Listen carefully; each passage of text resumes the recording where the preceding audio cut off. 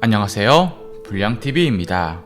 오늘 소개해드릴 선수는요, 브라질 역대 최고의 풀백을 논할 때 항상 언급될 수밖에 없는 선수로 170cm가 되지 않는 키에 그라운드를 쉴 틈 없이 뛰어다녔던 악마의 왼발. 1997년부터 2003년까지 7년간 발롱도르 30인에 항상 들어갔던 브라질의 레전드이자 이른바 수비수의 가면을 쓰고 있는 공격수라고 불린 호베르투 카를로스입니다. 1973년 4월 10일 브라질 최대의 도시 상파울루에서 태어난 카를로스는 어린 시절 매우 궁핍했습니다. 아버지와 함께 일을 하기도 했고 축구도 하고 일도 하면서 시간을 보내야 했기 때문입니다. 하루는 12시간 동안 직물 공장에서 일을 해야 했던 때도 있었죠. 어머니는 카를로스 말고도 다른 3명의 형제를 키우느라 바빴습니다. 제대로 된 구장에서 축구를 해본 기억이 별로 없었지만 발가락이 시퍼렇게 멍들어가면서 마라도나를 꿈꾸던 축구 소년이었습니다. 축구 선수로 재능을 알린 것은 1993년 파우메이라스에 입단을 하면서부터였죠. 물론 이 전부터 미친 퍼포먼스로 크던 유망주였던 카를로스는 1991년 20세 이하 브라질 대표팀의 주전으로 세계대회에서 피구 후이코스타와 우승컵을 다투며 단숨에 주목을 받기도 합니다. 물론 황금 세대가 있던 포르투갈의 벽을 넘지 못했지만 말입니다. 그리고 1992년 불과 18세 어린 나이에 브라질 대표팀의 노란색 유니폼을 입고 올림픽 남미 예선전에 출전하기도 했습니다. 빠른 발과 안정된 플레이메이킹 능력을 선보이며 많은 사람들로부터 브라질 대표팀에서의 중요한 역할이 될 것이라고 보았으나 1994년 미국 월드컵 본선 엔트리에는 선발되지 못합니다. 이후 1993년 파우메이라스에서 주리그와 전국리그 우승을 동시에 경험을 하면서 유럽 명문 팀들로부터 많은 관심을 받게 됩니다. 올림픽 예선전 이후 호베르트 칼로스는 브라질 대표팀의 주전 레프트 윙백으로 성장을 합니다. 1995년 카를로스의 가치는 폭등을 합니다. 잉글랜드의 아스톤빌라가 제안을 했지만 카를로스는 당시 그럴 여유가 없었고 그는 바로 파우메이라스에서 이탈리아 인터밀란으로 이적을 합니다. 그러나 인터밀란에서 그는 새로운 포지션에 적응하는데 애를 먹습니다. 잉글랜드 출신의 로이 호지슨 감독은 4-4-2 전술에서 카를로스를 미드필더 자리에 위치시켰고 카를로스는 호지슨 감독의 기대치에 못 미치는 활약을 보여준 것이었죠. 심지어 스트라이커로 뛰기도 했습니다. 이때 호지슨 감독은 자신의 스타일에 맞지 않다고 카를로스를 레알에 파는 희대의 뻘짓을 합니다. 한편 카를로스는 애틀란타 올림픽 브라질 국가대표로 출전을 했고 이전까지 브라질 프리킥의 명사수였던 프랑코, 레오나르도 선배들의 그늘에 가려져 있었지만 이때부터 그는 대표팀의 주전으로 발돋움을 합니다. 그리고 브라질에게 동메달을 선사하는 활약까지. 당시 돌풍의 팀이었던 나이지리아의 은한 카누가 멀티골로 브라질을 무너뜨리지만 않았다면 금메달도 충분히 승산이 있었죠. 1996년 여름 인터밀란에서 레알로 칼로스는 이적을 했는데 당시 레알의 감독은 카펠로였습니다. 카펠로는 인터밀란이 칼로스를 팔려고 하는 것을 믿을 수가 없었죠. 어쨌든 유능한 레프트백을 얻은 레알 마드리드는 이적건을 단 이틀 만에 빠르게 완료짓습니다. 카펠로 감독은 역사상 가장 빠른 계약이 아니었나 싶다고 회고했습니다. 카를로스는 확실히 재능이 있었습니다. 레알 이적 첫해 42경기를 넘게 소화했고 5골을 넣었습니다. 소속팀의 활약은 국가대표로의 활약으로도 이어집니다. 1997년 코파 아메리카에서 대활약하며 자국을 우승으로 이끈 것입니다. 호마리우 호나우두가 투톱으로 있던 브라질은 6경기에서 무려 22골을 넣는 화개적인 모습을 보여주었고 1년 뒤 월드컵에서 우승 후보로 거론되었습니다. 이어 카를로스의 강력한 프리킥 능력이 유럽 무대를 영광시킵니다. 피파 올해의 선수 2위에도 올랐죠. 프랑스에서 열린 1997년 후레 월드컵 대회에서 브라질 대표로 참가, 프랑스와의 경기에서 강력한 프리킥으로 환상적인 골을 성공시킵니다.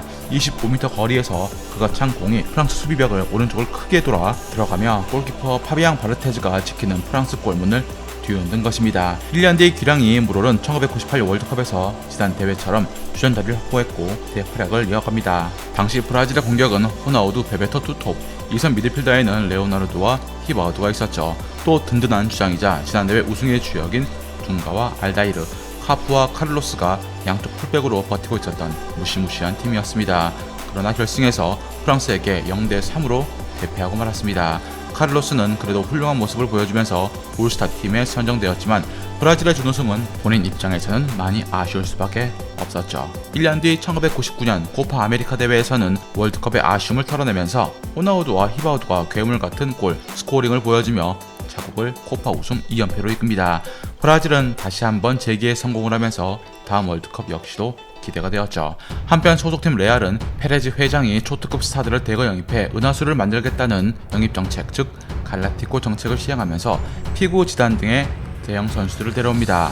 수비에도 우드게이트, 웰터 사무얼 등을 영입했으나 기대에는 미치지 못합니다. 이전부터 확고한 왼쪽 풀백이었던 카를로스는 갈라티코 정책 이후에도 입지는 흔들림이 없었습니다. 2002년 5월 13일 챔스 결승전에서 독일의 레버쿠젠과 만났는데 첫 골의 시작이 바로 카를로스의 드로인이었습니다. 두 번째 골의 시발점도 카를로스의 왼쪽이었죠. 지단은 당시 카를로스에 대해서 카를로스는 어느 팀에 갖다 놓아도 제 몫을 충분히 하는 선수이며 어떤 각도에서도 슈팅이 가능한 선수라고 엄지손가락을 치켜 세웠습니다.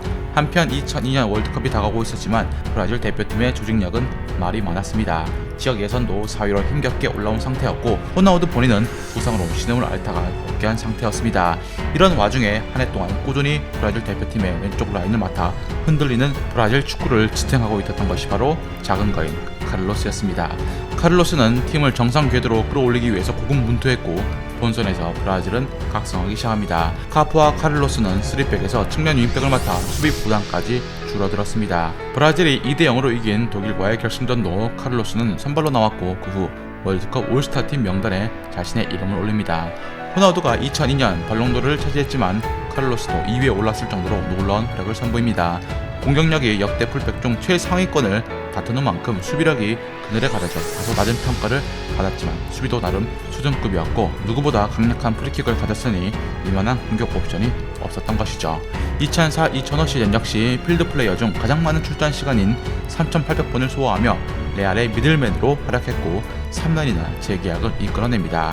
입단 후 이달의 라리가 베스트 11에도 7년간 34번이나 선정되었고 라리가 올해의 팀에만 6번이나 선정되며 그야말로 카를로스의 시대를 엽니다. 2005년 스페인 시민권을 취득함으로써 스페인과 브라질의 시민권을 모두 가지게 되었습니다. 하지만 카펠로 감독이 부임한 이후부터 출전 시간이 급격히 줄어들게 되면서 교체 멤버로 경기에 나섭니다. 2006년 월드컵 8강전에서 자신의 수비 실수로 팀이 패하자 이 경기를 끝으로 국가대표를 그만둡니다. 따라서 이 당시 그의 후계자는 인터밀란의 맥스웰, 헤르타 베를린의 지우베르투, 세비야의 아드리아누 그리고 브라질 플루미네시에서 뛰던 19살 마르셀루가 후보자 명단에 이름을 올립니다. 재미있는 것은 레알 마드리드 구단은 후계자로 브라질의 시시누를 데려왔고 카를로스 본인이 후계자로 지목한 선수는 당시 세비야에서 뛰던 24살의 오른쪽 풀백 다니엘 알베스였다는 것입니다. 2006년 1월 디스테파노가 보유했던 라리가 외국인 최다 출전 경기인 370경기를 돌파하며 구단 역사상 최장수 외국인 선수로 활약을 했던 카를로스는 11년간 정들었던 레알을 떠나 터키의 페네르바체로 2007년 이적을 할 수밖에 없게 됩니다. 카펠로 감독의 문제라기보다 레알이 새로운 갈라티코를 구성하겠다는 정책과 맞물려 호나우두, 베컴, 라울 그리고 카를로스 등 전성기가 지난 선수를 하나 둘씩 정리했기 때문입니다. 게다가 지단이 떠나면서 카를로스는 자신의 콤비를 잃고 공격 가담이 줄어든 면도 있었죠. 그만큼 지단이 공을 잡으면 카를로스는 왼쪽 측면을 따라서 편하게 침투를 해왔던 것입니다. 레알은 1기 갈라티코 멤버들이 와해되면서 챔스에서 8강 이상 문턱을 넘지 못했고 뚜렷한 하향세를 그리고 있었습니다. 33살을 지나고 있었던 카를로스는 전성기가 지났음에도 시즌 전 실시된 100m 달리기에서 레알 마드리드 선수 중 유일하게 10초대를 끄는 저력을 보여줍니다. 첼시의 무리뉴 감독도 아직은 쓸만하다고 몇 년 전부터 카를로스를 원했지만 최종 결정에서 델 오르노로 선회했고 터키로 떠난 카를로스는 페네르바체에서 3년간 활약한 후에 고향 브라질로 돌아가게 됩니다. 2011년 2월 코린치안스의 풀백으로 활약했던 카를로스는 코파 리베르타도레스에서 콜롬비아 팀에게 패한 팀의 부진을 책임지라는 극성 팬들의 협박에 못 이겨 선수 생활 마지막을 조국에서 보내려던 계획을 수정해 러시아 안지로 이적을 합니다. 극성 팬들은 러시아 안지에도 존재했고 경기 중 바나나를 추적하며 카를로스에게 인종차별적 행위로 상처를 주는 만행을 저지릅니다. 은퇴까지 고려할 정도로 큰 상처를 입었으나 동료들이 안아주며 그의 마음을 치유해 주었습니다. 안지는 카를로스에게 선수 겸 코치직을 제안했고 2012년 안지의 스텝으로 남아 히딩크의 가르침을 받기로 하면서 21년간의 선수 생활에 마침표를 짓게 됩니다. 일명 악마의 왼발 캐논 슈터로 이름을 날린 로베르토 카를로스는 국가대표 경기만 125경기로 그가 뛴 경기 중 패배한 경기는 단 15번 뿐이었을 정도로 1990년대와 2000년대 중반에 브라질을 대표하는 꿈과 같았습니다. 은퇴 후 경주마를 키우는 것이 꿈이었던 칼로스는 현재 상파울루에서 많은 보육원에 기부를 하고 있는 기부천사로 활동 중입니다. 높은 명성과 돈을 벌은 만큼 제대로 쓸 줄 아는 노블레스 오블리주인 그는 기부를 목적으로 하는 레전드 매치에 최근도 어김없이 모습을 드러내고 있습니다.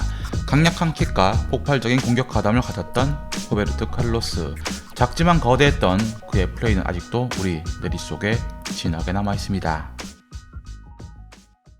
즐겁게 보셨다면 구독과 좋아요 클릭을 부탁드립니다. 다음 이야기에선 펠레 이후 가장 펠레에 가까운 재능과 커리어를 쌓아가고 있는 최고의 공격수 한 분에 대해서 소개해드리고자 합니다.